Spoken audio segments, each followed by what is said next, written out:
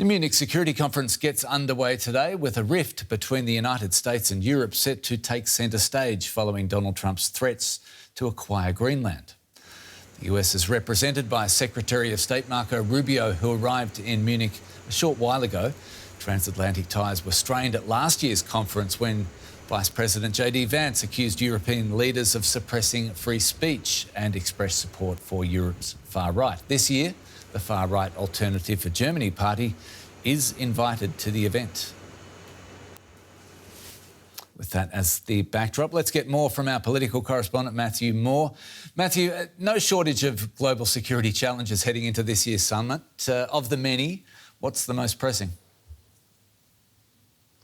Yeah, I guess that when you look at the agenda, what really are the most pressing issues will depend on which part of the world you're based. For Europe, obviously, the big concerns are the United States' ongoing commitment to NATO, uncertainty over Greenland, bringing an end, of course, to Russia's ongoing war in Ukraine. For countries like China, and the Foreign Minister of China will deliver a speech to the MSC, there'll be big concerns about ongoing US attempts at containment and security in the South China Sea. There's also going to be focus on potential US military operation in Iran. Of course, anyone travelling from South America, Anthony, is going to be wondering what the Donald Trump Monroe or version of the Monroe Doctrine, what that will mean for them. So a lot of people travelling from all over the world, over 70 leaders, defence secretaries, bureaucrats, experts in defence, who will all be meeting, and there'll be 3 days of speeches, panel discussions and bilateral meetings. So I would expect plenty of news to come out of the next few days. It's been a year since US Vice President Vance lambasted Europeans in his speech. Are, Matthew, European NATO partners getting ready for another dressing down from the American contingent this time? Anthony, I think that there's coming a bit of background for this, Anthony. Typically, the US Vice President leads the US delegation. This year, Vance is not attending. Now, that could be viewed as a snub, but I suspect privately many in Munich will be glad that he's not in attendance. His job, delivering and leading the US delegation, that will be left to the US Secretary of State Marco Rubio. Now, he's considered to be someone that the Europeans can do business with. There's enough common ground there, someone who really values the transatlantic alliance. So I think there's an expectation, a hope that it won't be a repeat of last year, but that doesn't mean that he's not going to call on the Europeans to get their house in order.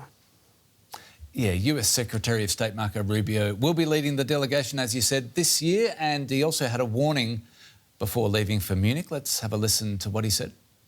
The world is changing very fast right in front of us. The old world is gone, frankly, the world I grew up in, and we live in a new era in geopolitics. And it's going to require all of us to sort of re-examine what that looks like and what our role is going to be. And we've had many of these conversations in private with many of our allies, and they are our allies. And we need to continue to have those conversations. Rubio won't speak until Saturday, Matthew. Highly anticipated it is, no doubt. What are you expecting? I mean, you got a sense of it there. While I said he is someone that the Europeans view as someone who is more committed to the transatlantic alliance, he is also someone who represents Donald Trump's shift in geopolitics. And so he will have to not only be talking to the audience in Munich tomorrow when he delivers that speech, he will also be delivering a speech directly to his boss. And so he will have to chart a course there. And I think the feeling is that Europe will get a lot of demands on Europe to do more on defence, but it might not be as acerbic and it might not be as critical as the speech that Vance gave last year. Now, he will be meeting with the Chancellor Friedrich Merz. He'll be meeting with the Foreign Minister Johan Vadeful, and their message really these days going into this high-level meeting in Munich is that they know Europe needs to do more on defence. They get it, and they say that they're ready to do everything they can to keep the transatlantic bond strong and really overcome these differences.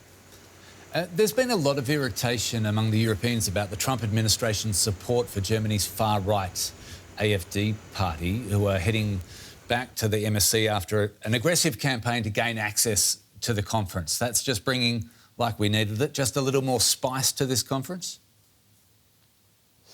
Yeah, that's right, Anthony. So the far-right Alternative for Germany party have not been invited. Their lawmakers have not been invited in recent years. That was a big part of J.D. Vance's criticism, actually, last year. He called it anti-democratic. He also then went on, you may remember, to meet the leader of the AfD, Alice Weidel, at his hotel in Munich. That was seen as highly controversial. There's been pressure since then as to how the MSC, the Munich Security Conference organisers can deal with that criticism. They've invited now 3 lawmakers from the AfD in the Bundestag, but there's also talk that other people from the AfD will travel to Munich. There's even talk potentially of another meeting with Alice Weidel. From Alice Weidel's team, I hear that she has no plans to travel to Munich, but don't rule out anything along the lines of junior members of the Secretary of the State Department in the US meeting some of those AfD members in Munich. And because the AfD has been really working hard in the past 6 months to strengthen those ties with the Trump administration. They see that as really important to their success here. And we also know that the United States administration and the Trump administration in their national security strategy, which was published at the end of last year, have said that they want to support populist, patriotic parties in Europe, and that would include the AfD. Political correspondent Matthew Moore in Berlin. Thanks so much.